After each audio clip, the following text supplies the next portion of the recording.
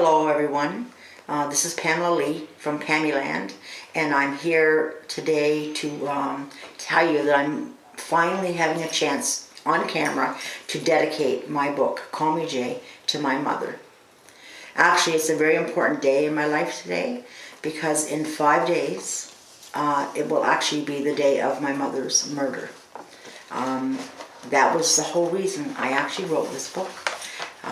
Several years ago, I'm a cancer survivor. Yay, everyone! 16 years, 17 years in May, and then after that, I sadly had a it's a known thing, a chemotherapy heart attack. From that heart attack, hi Steve, so great to be here with Steve. Steve is such a wonderful, positive, just a optimistic and fabulous SteveTV. I'm just so thrilled to be here, and I'm happy to have you here, Steve, today.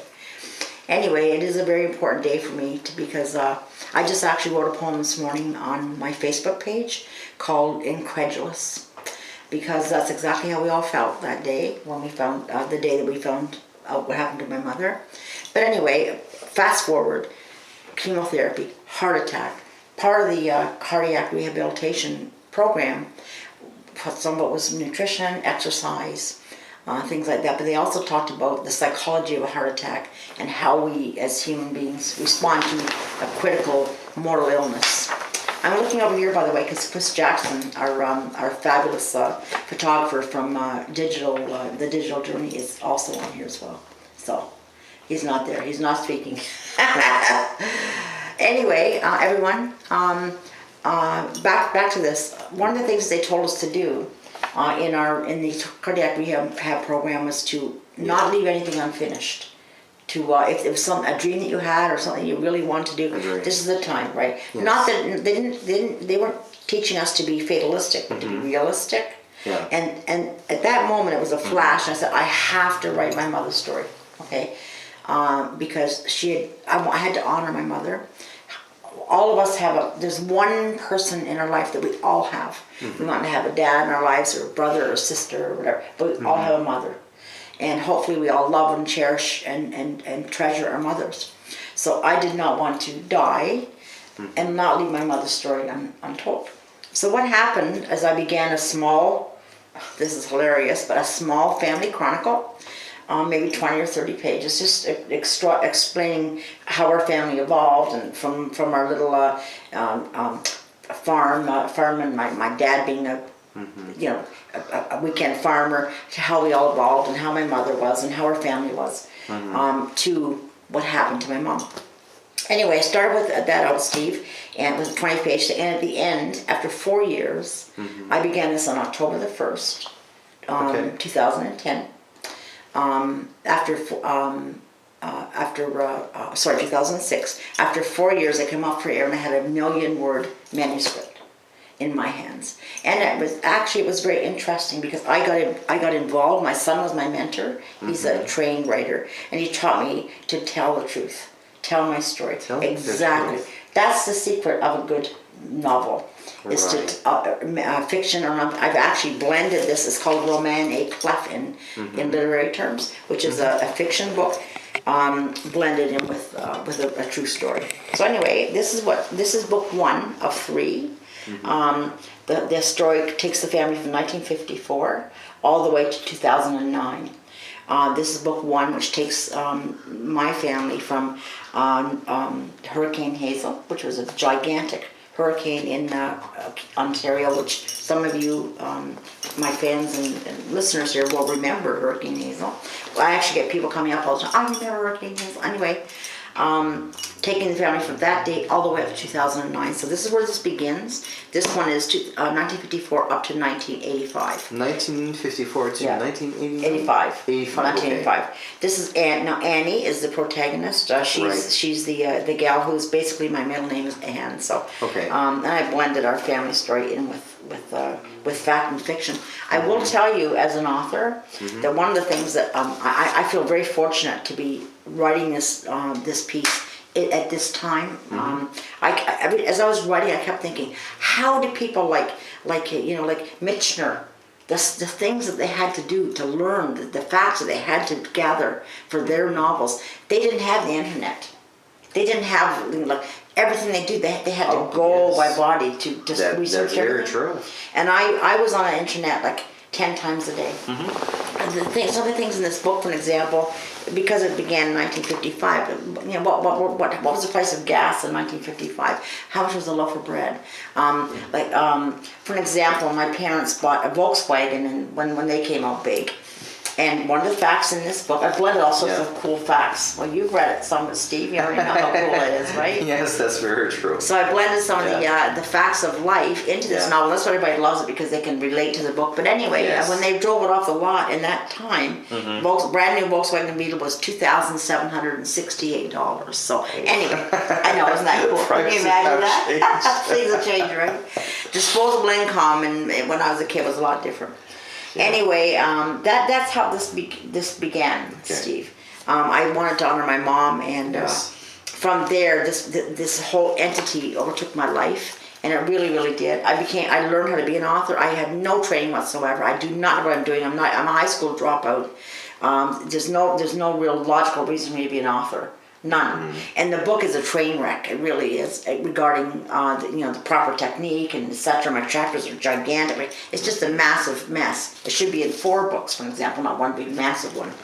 Right. Anyway, that's how this piece of work came to be. There are 2 more in the works right now. Okay. The second book is called Jaywalking, and it is Jaywalking. I know Jay. See, call me Jay. Is that when you push on the little guy and you don't remember you go across the street? No, it's when you cross the street when there's right. Okay. You have a very unique vocabulary. Thank you.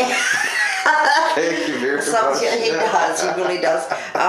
We have to be careful what we're saying, how we say it, so that we get it right for Steve. Oh yes. So no, it's actually cross any street anytime. That's Jay. Okay, right. Anyway, basically, I've taken Jay and blended into the book 2. Book 2 takes Annie from 1985 to 1990 when she ends up coming to the East Coast. Actually, where we are right now. Right. We're in Dartmouth, Nova Scotia, in this beautiful home, which you're going to see in a while. It's our new studio. It's a gorgeous home, and we're very fortunate to have our time here today. Steve, thank you very much for bringing us here together. Okay. Oh, you're absolutely welcome. Well, actually, what Steve has done here, he's held up. I've got this. This is actually my sign from my display booth, and what it does. I just want to read you quickly the synopsis on the back of the book. The Holy Snappin' Trilogy, everything in my life is a story.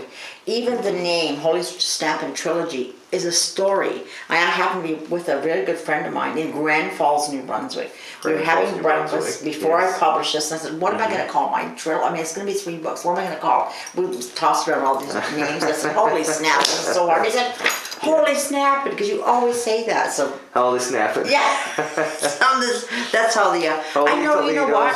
You know, before I became an author, I was always so curious of what it's like to write a book. Yeah. Like, what's it like to be a train engine driver? What's it like to be a farmer? Like, I'm always curious about people's professions and crafts and things.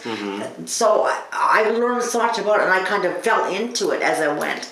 Right. So and I did learn that a lot of things in writing are accidental and serendipitous, because that's exactly how it happens. So anyway, I'm just going to read you just the synopsis. So if you've not looked at this before, I want to tell you what you can expect from Call Me Jay, and I will also promise you that if you're over, say, 40 years old, you are going to so relate to this book, so relate to it. Okay. Yes. Before you have the privilege to read this, I would like to dedicate in your honor this message in your book to the wives who are pregnant, the girlfriends who are pregnant, the fiancés who are pregnant, the current mothers, grandmothers. Yes. And to all the women who are wanting to have children. Yeah, Go ahead, Pam. That's actually a very good thing, because that's exactly what this book is about. Yes. I talk about Annie's sisters, Annie's grandmother, obviously her mother, who was a very important member in her family. Because really, when we speak of this, and why I've dedicated this to my mom today, without her, we wouldn't all be, and without your mom, and without without everyone's mom here in the room here today. Our moms are very important to us, so that's Very where true. the core of this book is. Yeah. So book 1, Call Me Jay, says historical events and pop cultural reminders abound and mingle with the lives of this seemingly typical boomer families, because it was in the mid-50s. Right. Spanning and including over 50 years, this funny, forthright, down-to-earth but melodramatic chronicle begins in the early stages in protagonist Annalie's family's lives, with the infamous Hurricane Hazel taking young child Annie in 1954 to her stormy mid-30s in book 1, Call Me Jay. Oh, okay. That's where it takes people. And the author takes a naive high school dropout country girl, me, on unexpected journeys, so varied as to be poo-pooed as unlikely in the lifetime. And it's really true. I've done some most amazing things that I just really believe in guardian angels and being in the right place at the right time and all the things that bring us to our next step in life. Don't you all agree, everyone? We have to be very much aware of things around us. Well, that's what happened with me. If I go back in time, Chris Jackson, our staging manager photographer, Yes. took us to a meet-out breakfast one dim morning. sum, yes. And then he said to me, I am sure you would be delighted to have breakfast. And that's when Pam mentioned that day, I've been wanting to be on TV for the last 15 years. And I'm going to say, not only, this sounds like we're also going to have a Call Me Jay motion picture. Oh, wouldn't that be something? Yeah. And ever since we've been having PammyLand, not only the gold car has been almost selling more types of vehicle of that sort, it's definitely a very, very big famous car within the city. 7,000 hits, wasn't it, on that? Yes, no, 8,000 hits. 8,000 on that particular Yes, song, so right? we keep on having great episodes, so onwards, continue. Okay, onwards, my famous word, onwards, everyone jokes. Yes.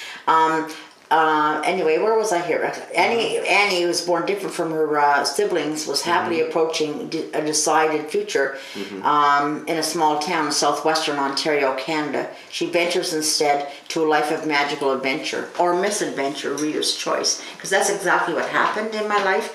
Things brought me to different areas, and for example, the East Coast. I'm a southwestern Ontario girl, never been east, and the moment I drove into this province, which is in book 2, I fell in love, and I've never not been in love with Nova Scotia and the Maritime provinces.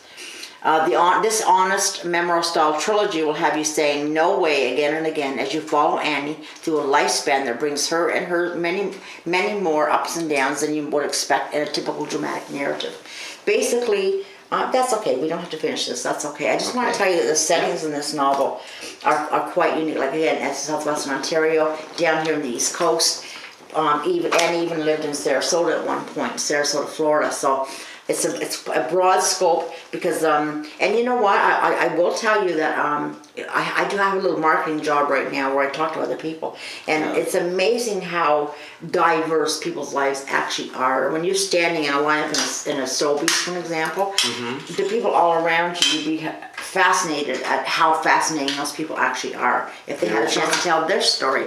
And you know what? I bet you have a story in your life. Everyone has a story. Everyone has difficulty. Everyone has sad and happy times. That's just the way life is. If you have a dream, I always say, totally push this all the time. Take chances, risk it, and live that dream. So that's what I did with my book. I count my blessings that I was able to do this thing, especially after being ill, after all that time. But see, the catalyst and the trigger was, you've been ill, do something about it. So I did. I'm so thrilled that I was able to finish this after that time. So what do you think, Steve? Do you have anything you'd like to ask me? Well, I'd like to say I've learned that there's also a part where we are going to be visiting digital journeys in Elizabeth's place very shortly. Wonderful. Because we've been having such a nice weather today. Right. So, if I may say, Call Me Jay.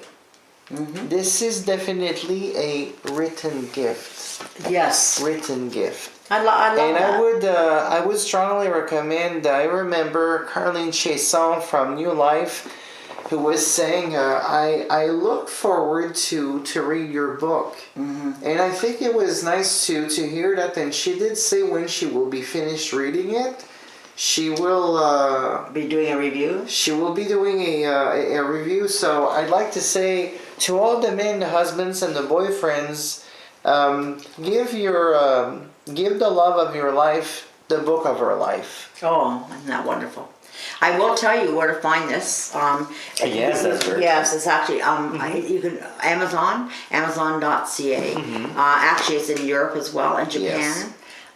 You can find that. Also, if you're an e-reader, which of course in 2010, e-books took over real books. So I'm sure many of you are e-readers, so you can Yes. find this on Kindle as well. Yeah. I just want to refer back to this particular copy. Go You right see this ahead. right here? One of the first things that I did when I met Chris and Steve that fortunate afternoon was to have everyone sign my book. Yeah. This is actually what I call my reverse copy autographed book. And this book has gone right across Canada and back actually from Ontario down to Halifax and back on the train on the ocean, because I've traveled, and there's people have signed from here. What this is when I meet an interesting people in an interesting times or family or whatever, I have them sign it and send a message. For example, I was at a family reunion last week in Black's Harbor, Yes. New Brunswick. We're going to have some clips of that on my next Yes, absolutely. Amazon episode. That's one of the PammyLand Episodes yes. coming up soon. But I actually saw my stepson there. I hadn't seen him for about 6 years, and he took a moment, him and his fiancee, to sign my book. So, and some of the other people in my family as well. So, Yeah. this is actually a very important book to me too. So, Yeah. I would love to sign your book for you if you are anywhere near the Dartmouth Halifax area before I leave to return to Ontario. You can pick up a copy for me as well, and I would love to sign it and dedicate to whoever you're gifting it to.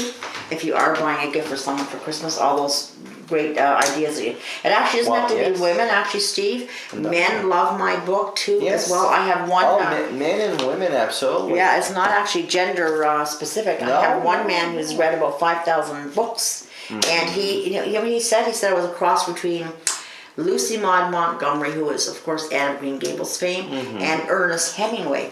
Wow, Yes. I was so, I thought, wow, that's huge.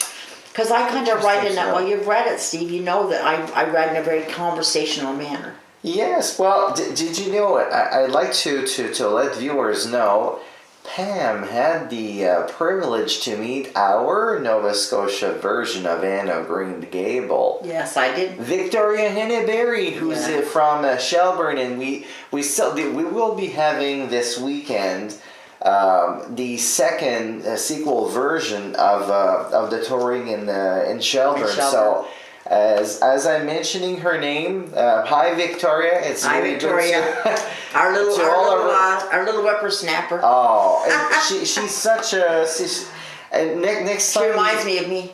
Next time we see her, we'll have her to have a chance to have a either an overview of her book, or because I'm sure that she would definitely be interested in that. So I'm going to say to everyone, thank you so much for watching this. We wanted to have a special dedicated episode where Pamela would really describe the reasons. And if I may say, I'm going to close her first part of the show with the following. Historical events and pop cultural reminders about and mingle with the lives of this seemingly typical boomer family. Spanning and including over 50 years, this funny, forthright, down-to-earth, but melodramatic chronicle begins in the early stages in the protagonist Annalise family lives with the infamous Hurricane Hazel. And then it goes from there. So we would like to thank you very much and see you in a few minutes outside. Onwards, everyone. And if you love someone, make sure you tell them and show them. Thank you.